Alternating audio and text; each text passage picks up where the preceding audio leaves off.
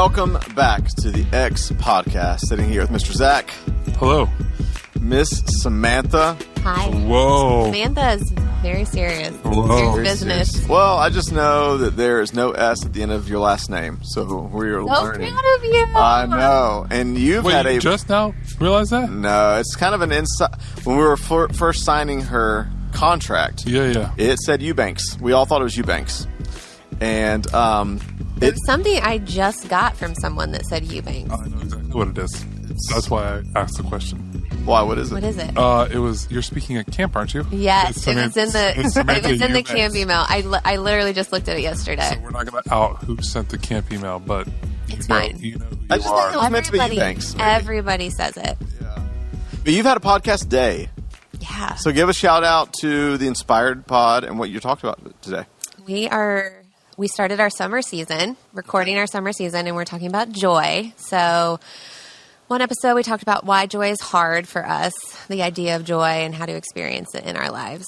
So give us one quick insight. Put you on the spot. What's one, if you're just like somebody today struggling with joy, what's a pick-me-up? What's one little thing?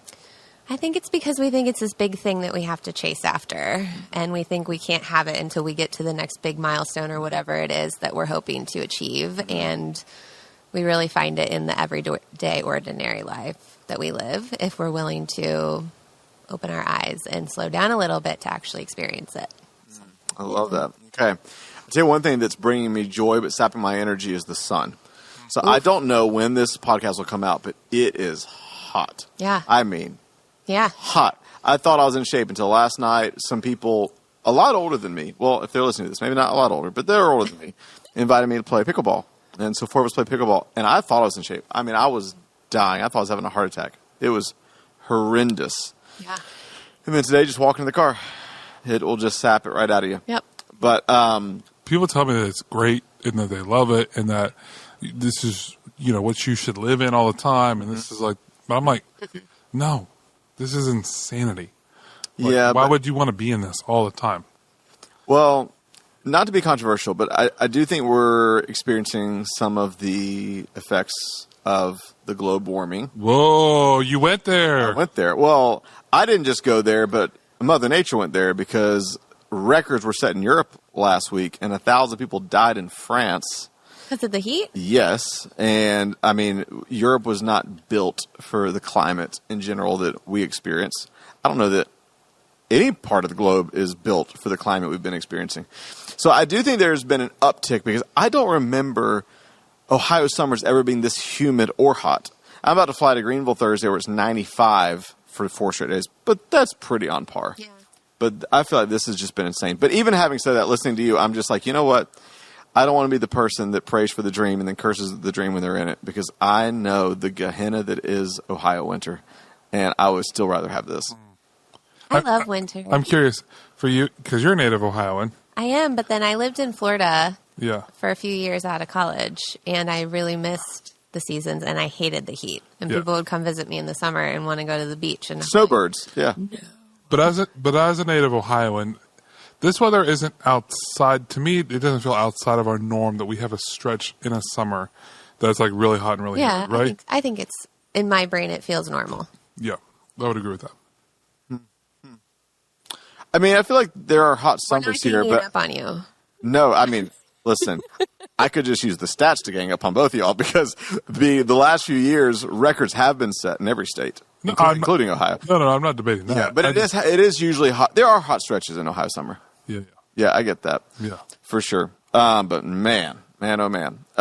Okay, so I'm excited about today for several reasons. Have the three of us ever, just the three of us, done a podcast together? Yes. She said that so I can't hard. believe you don't remember. Well, I know you've been on, and I know I've done a ton with him, but I just didn't know this exact combination had existed. But the hurt in your voice, you said, I'm really yes. disappointed. How could you forget? Can't remember that. We That's talked a about day I'll sin. remember forever. Yes. Oh, yeah. Oh, I must have blocked that out of my mind. I numbed my conscience to that podcast episode. Well, she was very. Scared that you were going to say something crazy. She's kind of the sin expert around here. She. Oh yeah, you preach on it, you podcast on it. Trying to tell me something. Yeah, you're always journaling about it. I always see you writing that word in your notebook. It's weird. You have that tattoo that says sin on your left elbow. That's crazy. She does not. For those who are listening. So you have a cup that you had put an S on because of sin, scarlet. So anyways, look, it's hot. I'm never coming on again. It's hot outside. Dude, on that.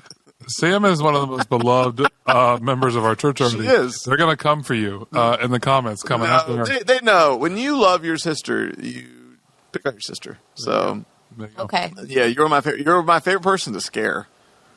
Hey. You tried today, and it didn't I work. did, and I failed. You saw me. I'm so ready all the time now. Yeah. What's up? Okay, we are. One of the things we've been trying to do over the last 6 months is wade into more topics that, for lack of just like a Bible word, like discipleship, just formational topics in our spiritual life, how we grow in our faith in practical ways. Not theology. We've done some fun ones on theology, but also just like how do we, in everyday life where people really are, grow in our faith, navigate through difficult times with the lens that's informed by Scripture, informed by living according to the principles God has set up. And one of the things we're thinking about, summer is, I feel like, of any season in our church, there is, and I don't even know if this is, how intentional this is, but there is a focus on the family, just to go all James Dobson on us. It is, we have kids night, we got summer camp, and so many things going on. And of course, a lot of families are on vacation. And, I think we just relaunched another wave of parent podcast. And so one of the things we thought we'd talk about is marriage. And it's no secret that marriage does not have great statistics or reputation right now. There's a lot of cultural conversation around, is it even realistic? Is it even long-term, people sticking out in a marriage realistic? And there's a lot of conversation around gender, relationships, all the things. In fact, we're coming off an episode where we talked about dating and singleness and all the things. But I'm sitting with two people that are married, not to each other, but Pastor Zach married to Rebecca Brown, Samantha married to Alex Eubank. Shout out, Alex, we miss you. Come back to the fold. We love you. I just thought it'd be fun just to kind of just open it up, and I'll be just the question asker. But maybe even just like a 60 to 90 second synopsis from both of you. I'm just curious, how and where did you meet your spouse? Let's just start somewhere fun. You get to Tell go. me to go first. You go.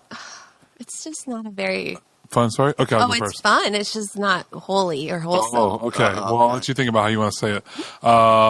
Again, that sin word. Anyways, Living up. yeah, living it up to it. So I met Rebecca at Mount Vernon Nazarene University. Okay, yours is by definition holy. Woo, Wow, yeah, Nazarene. Yeah, come on. Yes. Her father was a Nazarene pastor, so just playing right into that.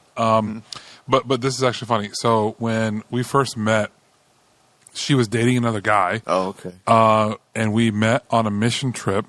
And I was single looking to mingle Okay. on this mission trip. Wow. And I was like, woo, I was out there. Wow. I was having a good time. And Turn your mission trip into a mixer. Oh, it was. Okay. Well, how else do you go on a mission trip when you're in college? Well, Jesus. And people. Let's be real, though. Okay. Anyways, okay, well, I went for Jesus, too. Well, what did the boyfriend think of this? Well, he wasn't on the trip. Okay. Wow. Yeah. Mistake number one. But she was in that stage where, like, you know how, like, girls, like, I have my boyfriend and we're going to get married and we're going to do all the things. And so she had a friend with her, a couple friends over with her on the trip, and they, like, stuck to themselves, like, in the corner. Like, they just, like, they had their little friend group and they, like, did their thing, and they weren't going to come out and, like, Mingle. Yeah, they weren't going to mingle. Like, and so they're in the corner.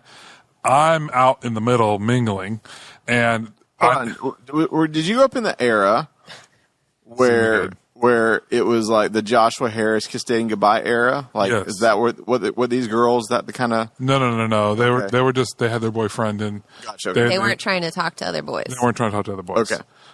That's not why they were on the trip. Gotcha. And Little did they know. little did they know. Why you were there. But she'll tell you, if you go up and ask her, about her impression of me on that mission trip, she'll tell you that she thought I was loud, stupid, and annoying. And in truth, she was probably right. I was all those things on that trip. Obnoxious is the word I would use. You're just feeling yourself. I am. And that was how we first got to know each other. And we then became aware of each other. And over the next 2 years, we just kind of like, we would cross paths and we would see each other. But actually, I was better friends with her apartment mates rather than her. She had the boyfriend and she was doing all that. Well, luckily for me, this boyfriend dumped her. Not good. We don't like him. And it was sad, and it was all the things. Sad for her. Sad for her and him. Good for me. I was going through a tough season of life. That's a story for another day. But it was right before Christmas break, and this was like 2 years after this mission trip. One of her apartment mates who was on the trip with her, she organized this like, hey, let's get together and like have a reunion of the people who are on that mission trip together. And me and like 8 other people went to this tiny little Mexican restaurant in Mount Vernon, Ohio. And she was there and I was there. And the whole time her friend was like, oh, Zach, like you and Rebecca should date. Like you and like in front of both of y'all? Yes. And wait, did she organize this just no, just it was not for that purpose, but just like it just kind of like came out like during that time. And it was just like one of those like things where her friend was just being like super awkward and like just, whatever. And we're like, stop it. Like, no, don't. And we didn't really think about it or know or like we weren't necessarily interested in each other. It just, so afterwards we're driving back and I get a Facebook message, dating myself here. And her friend was like, no, seriously, you should date her. And I was like, I don't know. Do you think she'd be interested? Little did I know that they had a conversation about it, and because it's what girls do, right? Yeah. And she was like, "No, you should date him." And she was like, "Well, I would like talk to him, but he has to text me first." Yeah, and so that's what her friend told me, and I still have it saved. The message that I sent to her on Facebook Messenger. Let's see the smoothness of trying to get her to. Trying to get her to date me. Hold on. I'm going to scroll back here. No, it's not that far because we didn't actually Facebook message each other that much. But I'll just spoil the story while I'm finding it. I got her number. We went out to Starbucks, and we had a great time. And then that whole Christmas break, we just spent the entire break just like FaceTiming and talking. And like after Christmas, I drove down and we went on our first date. And then we got back from Christmas break, and we started officially dating in January of 2013, and that is how Rebecca and I started dating. Here's the text. Okay. I said to her, hey, so I was going to text you something about last night, ... However, as I was going to do so, I realized I didn't have your number. How can this be? ? So with that being said, I think you should give me your number. Smiley face. Smooth. She said. I can't. Hold on. I have to take a moment to absorb before. You're loving this moment way too much. I don't know how I feel inside. Okay. What? She said, ha ha, you're a goof, ! But my number is. Yes. And gave it. And I got the numbers. I got the digit. You got it. That's what matters. You got it. Got it. You got it. And the rest is history. The rest is history. That's a sweet story. That is sweet. So. Okay, 2 questions, then I want to get on to yours. Because, we got Nazarite, and then we got, anyway, so. It's not that bad. When did you know you first liked her? I would actually describe, the period after, like, we started talking. Like, we had a lot of common interests, and we had things in similarity that we liked. And we talked a lot for that first probably 3 weeks of our relationship. And so I would describe kind of that time period as like infatuation. So there was like just an infatuation, and we kind of started really like even on the trip. Was there like butterflies? Or was there like, oh, she's cute? Like no, we didn't engage at all on the trip. Oh, okay. That's just when we first like became aware of each other. Okay. And she thought I was loud and obnoxious But and did stupid. you think she was? No, because she was like out of the I see. She was like, Gotcha. not an option. Oh, okay, Mr. Noble. I love that. I'm just being honest. We're real on the X podcast. So because of that, like, she just wasn't on my radar at all. That's why, like, it really, I mean, it came out of left field. I was not looking for, in fact, I would say there was probably other people that I was interested in, like, when that came around at first. But then as that option came available and we started talking and we had a lot in common, and then we started, I don't know, there's just a connection. Okay. And Second question. You're not going to like the way I phrase this. that's fine. Because, and so I'll let you reframe it however you want to frame it. But the way I want to ask it is, when did you know she was the one? That's the part, the one that I say it jokingly. You may not like that because we had a podcast, I think about a year ago, about the one. I think I listened to it. Yeah, and so maybe you would reframe it as, here's the moment or the season I knew she was the right one for me, or the one I believe, the one I wanted to spend my life with, or whatever. Was there a moment? Was there a season? Like, how did you come to that conviction? Yeah, over the next 2 months. Like, I mean, so when we started dating in January, and then she actually left to go. She was getting her teaching license, and she was doing her student teaching study abroad in China, of all places, and she was going there for 2 months, and she left like late February to go on that to go on that student teaching. It was like right before spring break, so like early March. But for those 2 months that she was at school and I was at school, I mean, we spent almost every minute with each other. In the evenings and the weekends, like doing all that stuff. And again, I use the word, looking back on it, infatuation, but you can call it love, you can call it the butterflies, whatever you want to call it. Like, that was present and was there. And we pretty quickly were using phrases like, I love you, and I want to marry you, and like, this feels real, and all those things. And whether we were just young and dumb or it was real, obviously we have proof of concept 12 years later. You're a very, and I know this is a marriage podcast, but, and I know you'd probably say over the years you've evolved, you've changed, you've grown, but the way you're wired, you've probably always been a pretty strategic person. You've probably always been somebody who you think through things, very calculated, I would imagine. Yeah, but this wasn't that way. Okay, because I was just going to ask, like, was there... I know that there's a deep world inside your head, at least. So was there a thought process you went through beyond, okay, we know how we feel about each other, we know we both love Jesus. Was there anything beyond that of like, okay, as I think about my life, or... I mean, yeah, and we talked about maybe some of this on the dating podcast the week before, but just to say it again for those who maybe missed it, like, I think there was a time where we went through some of the, hey, what do we... I want to be in ministry, so, like, is that okay with you?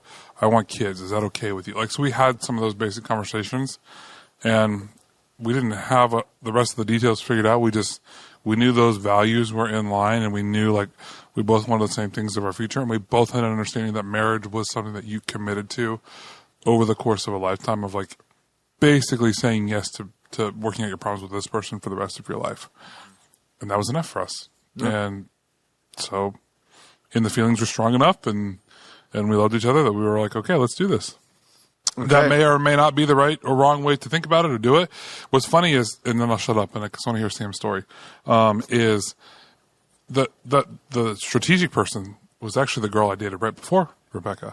That was a person that, like, I, like, planned and I strategized and I, like, worked really hard, and I, like, really worked to, like, win this girl, like, woo her and, like, do all of this stuff. And when I finally, for lack of a better term, got her to say yes to date me, she dumped me 2 months later, and I was devastated, and I thought that was, like, the end of the world and all of that. This was actually probably a year before I started dating Rebecca, but that was the last girl I dated before I dated Rebecca. And so when I put all of my effort and thought and strategy into it, it didn't work out. Rebecca just fell into my lap. Almost like a gift from God. There you go. All right. So... what?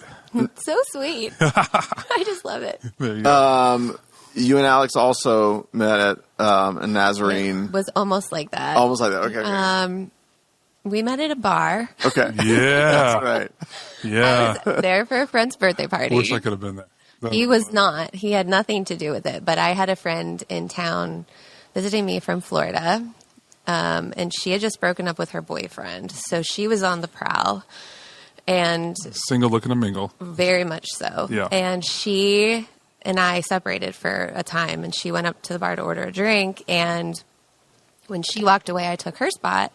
And the guy sitting there was like, "Do you know that girl?" And I'm like, "Yeah, she's my friend." And he's like, "She just hit on me like as hard as I've ever been hit on in my entire life. Like, I'm only in town for one night line."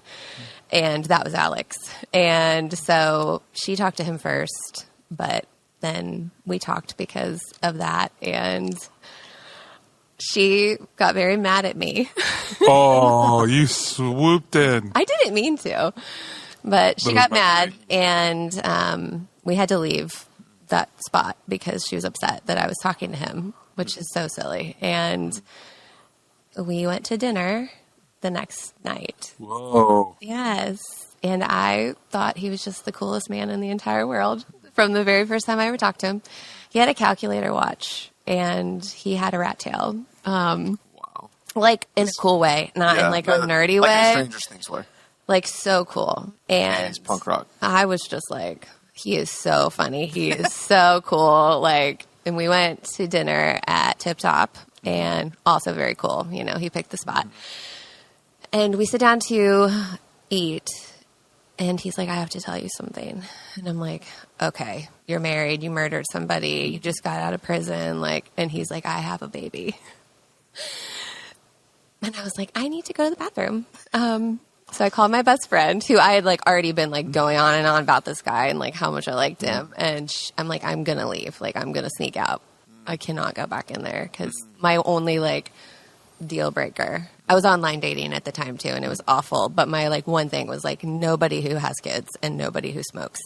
So Those were your two. yeah, but the kids thing. So she's like, "You have to go back in there. At least finish your meal. Like, you were so happy to meet this guy."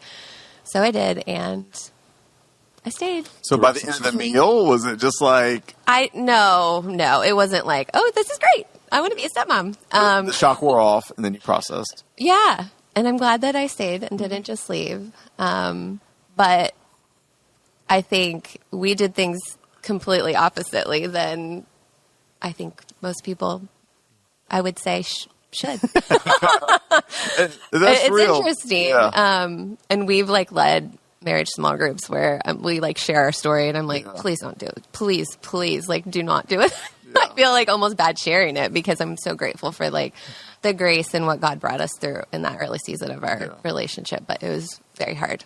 There is this interesting place in which people, well-meaning people will give advice on this is, and it's true biblically. A lot of it. Here's Yes. God's way to Yes. go about it, and when that works out, for a lot of times, there's blessing and less heartbreak.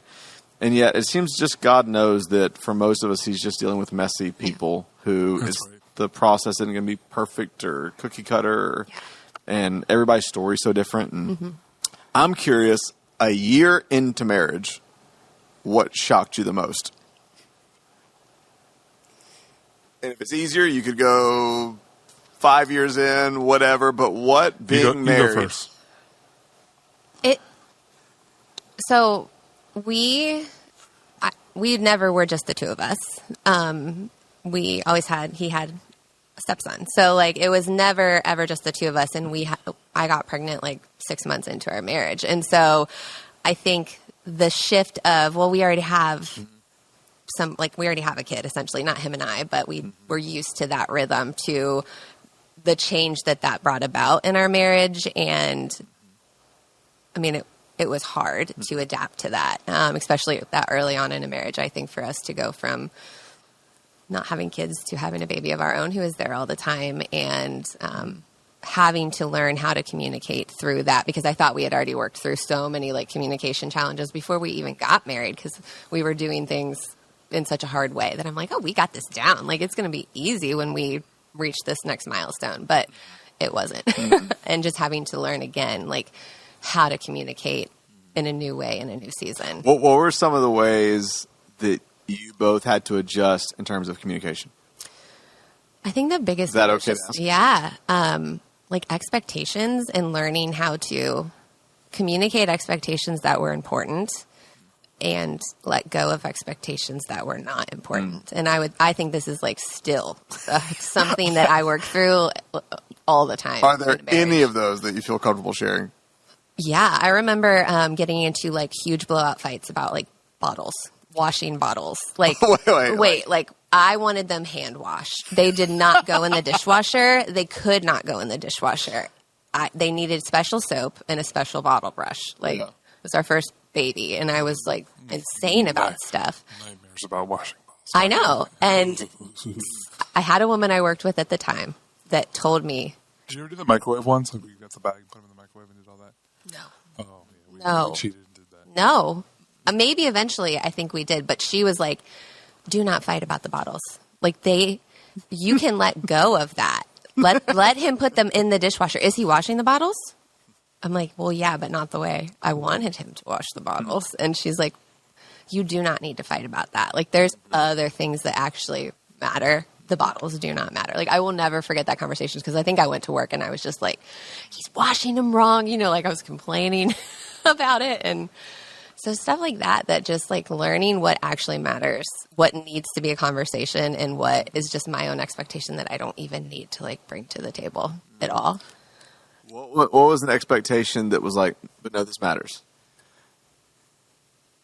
I have to think of a Okay. good one. Okay. Give me a second. And that could be a big one. That could be a personal one. But Yeah. All right. Well, while you're thinking about it, PZ, a year in, what expectations did you have that were different, or what you brought into marriage? What shocked you? I don't know. I think because the circumstances of like our relationships and how it started were just so different. Yeah. Like for me, honestly, this is going to sound really bad because I have 4 kids. I have a lot of nostalgia for the first year of our marriage. It was about as hallmarky as you can be.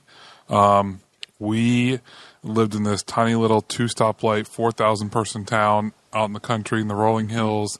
We lived in a church parking lot. The church had a home that they gave me to live in for my first pastor job. And for the first year, it was like this old kind of farmhouse with like real wooden doors. And for the first year, we got married in October in the fall. And so like, you know, we got married and we got to come back and we got to like decorate for Thanksgiving and fall. Y'all, if I have ever met a Hallmark Christmas. family, y'all are a Hallmark So sweet. family. Yeah, I mean, it was just Hallmark to Disney. The transition was smooth. it was about as perfect as you can possibly imagine. Okay, well, let me reframe it this way, just Yeah. since we get real on the next podcast. Yeah. You always hear Yeah. that one of the, you can look at it as a negative thing or a positive thing. I think, you know, if you have a long-term view, I think it's a positive thing, but one of the powerful but painful parts about marriage, they say, is it is a mirror.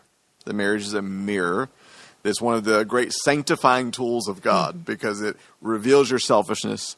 It shows you the areas that maybe you didn't have to face before, areas you need to grow, and it grows you. Do you remember, if you feel comfortable, like what was maybe the first time the mirror was shoved in your face? Maybe when the honeymoon phase was slightly over, or maybe it was just a moment you remember of like, oh, man. Maybe it was a washing bottles moment. I don't know. Yeah, I mean, I think everything from like little things like learning how to like pick up after yourself, and you know, she got me on a schedule pretty quickly. Wait, what does this? Because y'all are a very scheduled family. Yeah, oh yeah. I mean, but like in terms of like every weekend we're gonna go out and go grocery shopping together. I mean, we were like very consistent in terms of that, and you know, we're gonna eat dinner around this time every night, and then we're gonna, you know, clean up from dinner together, and then we're gonna like watch a show together, and then, you know, that was like one of the first little things that we dealt with is she was teaching, and I literally lived in the parking lot of where I worked. I didn't have to be at work until 9 o'clock, and there was really no one checking if I was at work at 9 o'clock, so it was sometimes later than 9 o'clock. But she had to be at her building, and it was a 40-minute drive at 6:45, 7 a.m. So like she was up at 5:30 every day. So she's going to sleep at 9 o'clock at night. And I'm like, I ain't going to sleep at 9 o'clock at night. So she would always go to bed first, and we joked for a while. She would be like, "Hey, can you come tuck me in?" And I would go upstairs and I would like say goodnight to her and tuck her in, or whatever, and then go back downstairs, play video games, and do all that stuff. But like, just like that first year was just a process of like, okay, here's what like, I need to keep up with the laundry and do, I'll clean up from dinner or do my part and just that kind of stuff. So there's like all those just little nuances and moments of just like getting my life on a routine and getting my life on a schedule. I will say shout out to my mom. My mom did a good job. I think it probably helping me prepare for that or think through that, because that's how like she ran her house growing up, and so like that I was just used to that. So it wasn't like that much of a big shift for me to like kind of get down with that and kind of get on that journey. But I would say like, yeah, the first part of it is just like learning how to communicate, learning how like expectations, and it's just so many little things. But I think to get real for a second, this might be too real, but probably for us the biggest journey was like even just learning how to connect on a physical level. I think people talk about. You mentioned the whole Josh Harris like kiss dating goodbye. Like we did not have a ton of experience like coming into our marriage, and so just like learning how to connect with each other on a sexual level, on a physical level was something we both desired, and like it was. Let me say it this way: it was fun. It was awesome to kind of like fill it out. But I would say a lot of our conversations revolved around like, hey, what does this look like, and what is like, how do we do this and do this well and love each other well and see each other well, like through that process. And like that was probably for the first year, besides just the normal like schedule, routine, dishes, like do all that. But like, we didn't have kids. We were able to have some space and time to kind of figure that out naturally on our own. But I would say the physical part of our relationship was probably the part that I'm thankful that we had the space and time to kind of like figure that out and work through that and get on the same page with that. No, I appreciate you sharing. I don't know if this is still the statistic, but for a while it was the biggest issues in marriage were sex and money. And it really shocked me one time. I was like in middle school. I was reading this book by Lester Summerall. Why are you laughing? You ever heard of Lester Summerall? No. In the Spirit-filled, he was like the legend. He was known as like, he was like the Billy Graham of deliverance ministry, and just had tons of like best-selling books. And so there was this almanac. Like if you had ever even been to a Pentecostal church, it's what you wanted to own, by Lester Summerall. It was like A to Z, ministry, life, family. And I'll never forget, there was one on like when you're finding your mate. And he said he's like, the first question I asked them. And this really shocked me because I'm this 8th grader. I'm like, I'm sure he's going to ask them, how many hours a day do you pray? He's like, the first question I ask people is, are you sexually attracted to each other? He said, because, when you get into marriage, I think it was Levi Lusko's wife just did a sex series talking about the power of sex, because it bonds and binds. It bonds and binds. And how Paul talks about how powerful that is in a marriage. And so... it wasn't bad. Let me say that. Yeah, no. But it was just like figuring out. It was just figuring it out, and I think it can be something that people don't know how to talk about, or it's weird to talk about. It's a process, and I think it was a lot of fun to obviously go in that process. But you learn a lot about yourself in terms of like what's real, what's not real. I think our culture sells an idea of what sex is. In TV, media, obviously we can go on about other influences, pornography, different things like that. But like, I just think when you're actually with your spouse and you have to figure it out in real life, I just think that's like a whole nother level and a whole nother journey. And I've talked a lot about, not just that, but on this podcast, even my own personal journey, with finances and money. So like that first year too was a good year for us to start to set some good rhythms financially. We weren't in a good spot financially, but we began, I would say, from a value standpoint, getting on the same page when it came to money as well during that first year. So that first year was really critical for those two pieces for us in our journey. Do put you on the spot too, curious, like when it comes to the finance piece, because you hear all these experts like, you should do this, and it can probably be like a lot of pressure. But I've heard that, you hear the encouragement, of course, from the Dave Ramseys, but just even from just kind of faith leaders in general, that a somewhat regular finance meeting can go a long way in helping troubleshoot problems in a marriage. Yeah. Is that, what has been y'all experiences? Are there rhythms both of you have tried out in your marriage as far as like how to have conversations around money, how to get on the same page, cast vision? Do you have kind of regular meetings with each other? Just curious for anybody listening. You go. I'm the one who has set in discipleship courses here and other ones and have said that that's a good practice. I have to confess, I don't always practice what I preach. I think that's always the ideal. I think a more real view of what we're at is we use the Monarch budgeting app, and we're both updating transactions and we're looking at it. I handle all the finances in terms of our house, in terms of like paying the bills and looking at all of that. And I would say, I don't want to say she doesn't carry the weight, because she does carry the weight with me. But like that's probably the burden I'm carrying. I'm carrying more of the load when it comes to that, where she is carrying probably more of the house and the kids and all of that, and I'm supporting in that role. But I think that for us, it's a lot of just like quick conversation, because again, with the kids, we're busy. It's like, hey, what are we doing with this? Where are we at with this? The one thing I will say is we talked a lot when we first got married, and even before we were married, in terms of our values. Hey, we're gonna be a home that values generosity. We're gonna contribute to the church. We're gonna practice generosity. We're going to do our best to like spend money on experiences and like pursue having like vacation time and time with family and kids, and we want to be a generous family. So like, we got alignment on some of that big picture stuff. So like, that's never really the fight. And I think that probably is more of a fight than what people realize. Like, oh, one person wants to be generous, and maybe someone doesn't. Yeah. One person wants to go on vacation to Disney and the other person doesn't. That's never a question for both of us. We both always want to go on the Disney vacation all the time. It really just becomes more of a question of, do we have the resources? Do we have the margin? Is this wise? Can we do this right now?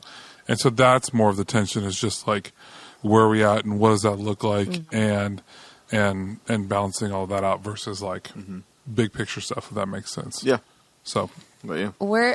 We're kind of in the same situation where we always talk about it, and we don't make big purchases without the other person agreeing. Like, we have boundaries and rules about purchases. Money, I think, is always hard, but we also had to talk about it before we were even married in like very real and hard ways, because he was paying child support and we were going through court at the time to get him custody. And so we had to like deal with and navigate some really hard financial conversations way, way earlier than I think most couples probably do. And so that's always been a part of our relationship. Not to say that it's easy and the conversations are always like beautiful and easy conversations, but I think we're not afraid to have them. So we're not like scheduling formal conversations necessarily, but it's just always a part of the rhythm of our marriage. I love that.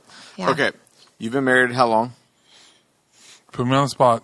This October will be 12 years. 12 years? 14 years next month. Wow. Okay. So been married 12 years, 14 years, and you both, I'm assuming in different ways, have also mentored couples. And I know you've taken a ton of people through Symbis, as I have, Saving Your Marriage Before It Starts, premarital. I'm sure you have also like counseled couples. So this is kind of like, you can draw from your marriage, but also from what you've observed in over a decade being married, but also, especially in ministry, you just watch so many patterns and you walk with so many people and you counsel so many people.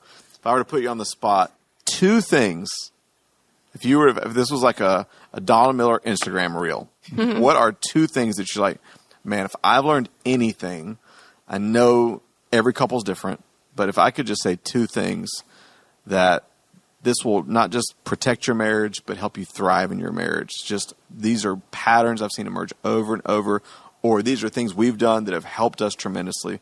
What would those two, if you need to make it two or three things be? Oh, man.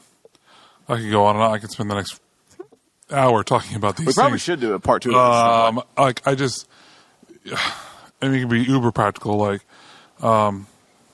don't be afraid to voice what you need or feel.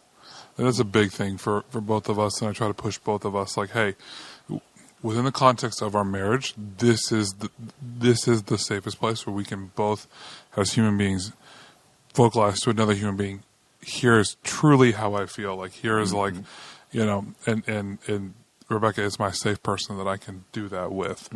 And I'm I try to push myself to, even if it's like I'm kind of embarrassed or I don't like that, or like this doesn't make me feel good, but like I still feel this way. Like I can share that in that way.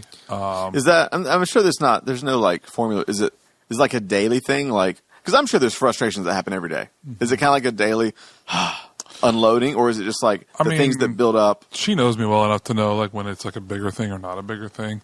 If it's a big thing, oftentimes it will manifest itself in the way that I'm probably treating the kids and or her, because it's leaking out sideways, and then she'll say something about me being obtuse or dumb or whatever it is, and then that I'm like, okay, I need to tell her what I'm really feeling and like what's going on. That's a lot of times what it looks like. It's not like this big come to Jesus conversation. It just comes out. But then, yeah, we try to practice like on a daily basis. Like, again, I'm just not afraid to say, hey, here's what I need, or here's what I'm experiencing, or here's what I'm feeling, or like here's what I'm going through. So just like getting to the point where you can like vocalize that and feel confident in that and speaking that, I think is a really good thing, really important thing. So that'd be number one. Number two, this is just because of who I am as a person now. To me, it's just like, hey, have a little bit. You don't need to have the next 20 years of your life in marriage planned out. I think that's crazy. And I think you're probably trying to fit God into a box too much if you're doing that. But at least maybe have a vision for the type of people that you want to become in your marriage. For example, we would love to be, we've talked about as we get older, we want to be able to we have 4 kids, rotate like a kid and hopefully their spouse one day and their kids, our grandkids, on a vacation a year. Like, and we'll pay for it and we'll do all that. So what does it look like for us to operate and order our life and our finances now so that we have the ability to do that when we're older? And so it's like just having a little bit of like, again, not planning all that out and figuring out what that looks like, but just getting on the same page of like where we're going and like what we want and like what we're hoping to get out of life, and really like asking genuine questions of each other. Hey, what do you want? Like, what are you looking to experience in your life? How do I help you experience what you want to experience? You have one life, and for whatever reason, you've chosen to allow me to be part of it. So how can I help you experience what you want to experience in your life, and vice versa? How can she help me experience what I want to experience in my life? And can we bring those two together and align those and do that together? I think that's a big part of. The more you do that, again, it's not going to be perfect. Not everything's going to like be laid out in front of you, but I think that will bring you closer together. And a lot of the friction that comes in terms of like, oh, he wants this or she wants that, or like you'll be on the same page, and so therefore, as you're doing things together, just closeness will come from that. It's great. So if you're listening, building the habit of really pouring out what's actually in your soul to one another, and making that a safe space, and getting over the discomfort and the embarrassment, because you need that. And then number 2, not trying to map out your whole life, unrealistic, but having vision for who you're becoming, what you want your family to be, and using that vision to actually help make each other's dreams come true, because you're going to bond in the process. But yeah. I feel like oftentimes in marriages and in my own marriage, there's this tendency to really want to control the other person, to feel frustrations because they're not doing things the way you want them, and to try to fix it and make them different and control them. And I know you've mentioned like the mirror thing, but like actually being willing to pull the mirror out myself instead of letting it happen naturally, and ask, well, what could I be doing different in this situation to improve the problem, instead of expecting that person is always the one that's going to change. That there's so many things that I could be doing differently to improve our marriage, and focus on that and control what I can control within myself, rather than always want to control them. So good. The other thing I was going to say is just have fun together. I feel like so much of marriage and all the things we have to do and get through and kids and responsibilities and jobs, like there's not always a lot of time for fun. And it's the times when we go out to a concert, which is what we used to always do when we were dating, and we don't have that much time for it anymore. But I'm like, I actually really like you. Like, we actually have a lot of fun together when we find time to do that. And so just to remember, like, oh, wow, we actually can have fun, and we are fun people and humans when we can interact that way together. I love that. I don't know why. It reminds me of, it's probably Rich Wilkerson Jr. that coined this, but he said church should be enjoyed, not endured. Mm-hmm. Yes. And probably safe to say that about a marriage. Yes. A marriage, there's going to be tough times, but it should be enjoyed, not endured. Yeah. And so just hearing from you, put the mirror more on yourself than them, and address what you see God revealing to you instead of nitpicking them, and have fun. And don't, because, I can only imagine, if somebody's not married, I can lose myself in the day-to-day life and forget to enjoy it. Yeah. And you throw marriage and I'm sure kids and everything else in the mix. I'm sure it can take intentionality to say, how do we still have fun and enjoy life, enjoy each other? And I have like 1,000 other questions didn't even get to. I think we should definitely do a part 2, because I think it sounds so cliched and so churchy to say, but I do think marriage is under attack, and for so many reasons. I think when you look at the strength of churches, they emerge from the strength of families. You see, the health of humans in many ways comes from the health of kids that comes out of the environment of the health of the marriage. And there's so many conversations we could have around, marriages where kids are either neglected or made the idol. And I think theologically, marriage is so important because in a very real way, it's not about us. Paul says it is the actual most vivid picture on earth painted about Jesus and the church. That it is actually a portrait, Ephesians 5, Paul said, of Christ and humanity. And we get to paint that picture. And so thank you all for being vulnerable, sharing your wisdom. Let's do it again. Yeah. Thanks. It's a lot of fun. Everyone out there who's married, send in your questions. And maybe even when we do a part 2, we can bring some of those questions back here and address them at the table. So, all right. Thank you for joining us. If this ministered to you, encouraged you in any way, share this with somebody. Share this on social media.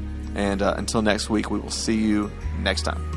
Hey guys, it's Russ. Thanks so much for listening. We really believe if we can get around tables instead of behind screens, if we can talk to each other instead of at each other, we can make the world better. To help us do that, here are a few things you can do to help. First, if you haven't yet, leave a review on Apple or Spotify and hit subscribe on YouTube. This helps more than you know.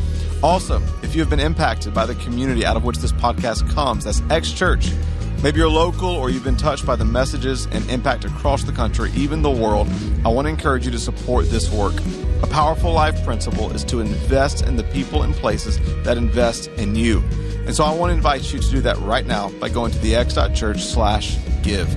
You can give a one-time small gift, a sacrificial gift, or even become a recurring partner.